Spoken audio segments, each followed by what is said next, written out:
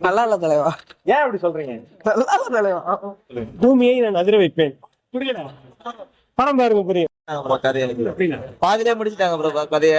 Second part நல்லா கொஞ்சம் ஸ்லோவா போகுது ஃபர்ஸ்ட் எடுத்தோடனே 3Dன்றதுனால, அதனாலதான். மற்றபடி படம் எல்லாம் சூப்பரா எடுத்துருக்கு. இதுல வந்து யாரோட சீன்ஸ் வந்து பக்காவா இருக்குன்னு நினைக்கிறீங்க? கமலஹாசனே எக்ஸ்பெக்ட் பண்ணவே.